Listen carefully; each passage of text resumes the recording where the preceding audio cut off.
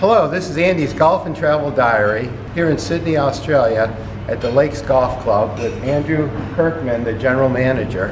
Andrew, thanks for having me today. My pleasure, Andy.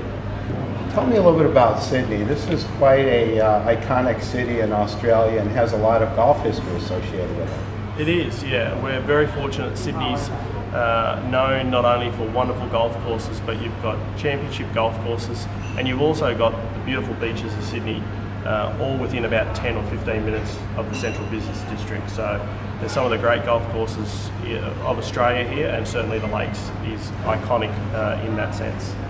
Well, I'm really happy to be here at the Lakes today and with the opportunity to play, and just really excited to get out there. Do you have a couple minutes to answer a few more questions? Absolutely. So Andrew, tell me how you came to the game of golf. My father was a member of a traditional members golf club, and I started caddying for him when I was an 8 or 9 year old, joined when I was 12, and I've been a member of a golf club for 25 plus years. What do you love about the game of golf? The fact that anyone can play the game. So I can play with my father. In the future I hope to play with my son, and it's really a game that you don't need to be 25 years of old and an athlete to enjoy. 4 people, 4 different generations, men and women, could all not only play the game, but they can compete with each other as well. Tell me a little bit about your background and how you came to be the general manager of the Lakes Golf Club. Well, I love golf.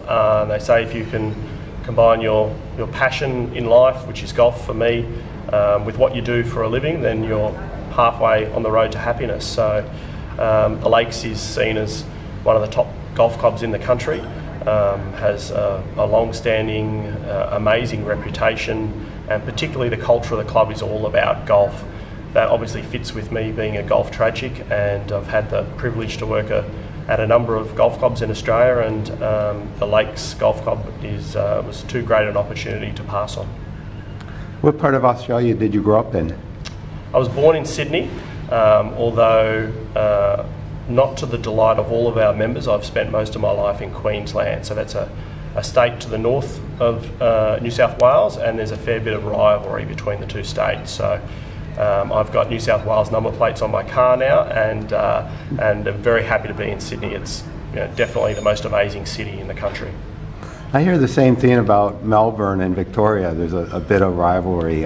What is it about Australia and sport and how that comes about? Yeah, we're a very competitive nation. One of the reasons why golf is a great game and why Australians love golf, we're all very competitive people, whether it's amongst our family, our group of friends who play on a Saturday, or on a bigger scale with states. So certainly Victoria and New South Wales are the 2 largest populated states, and we're very competitive as Australians, so there's a natural rivalry there. Tell me a little bit about the golf course behind you, the Lakes. I understand the Lakes are very thirsty for my golf balls this afternoon, but yeah, you've got a beautiful day to play golf here today. It's probably only a half club breeze. It'll pick up to a club as the day goes on, Andy. But the Lakes are all about providing the golfer with the opportunity to make some courageous decisions during a round, and depending on how you strike them will certainly depend on how many golf balls you reach into your bag today. So the course was redesigned in 2007 to 2009 by Michael Clayton heading up the design team, and the club spent about $5 million on a complete redesign. The main focus was to provide the members of the club with a fantastic golf course that changed depending on the conditions, the tees and the pin positions from a day-to-day basis. Certainly the culture of the club has been that we are synonymous with tournaments in Australia and hosting major tournaments, and that was also a part of the consideration. We wanted that ability to continue to be seen as one of the top championship courses in Australia, and hosting the Australian Open in 2010, 2011 and 2012 certainly helped the credentials of the golf course as it matures. it seems to me like all the great players in the world have played here since 1928. What in your opinion is the finest historical golf moment in the club's history? It's a good question. More recently, certainly in 2011, when Tiger Woods headed up the President's Cup team that contested the Australian Open here.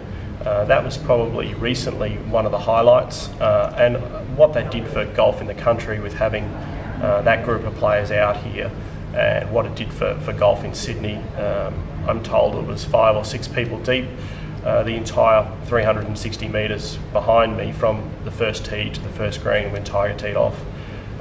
Longer term, certainly Jack Nicklaus's tee shot on the old 16th hole many decades ago is seen as one of the highlights, as was the first Lakes Cup back in the early 1930s, where a group of international players, American players mainly, came out and contested one of the first major tournaments here in Australia with a group of Australian PGA members.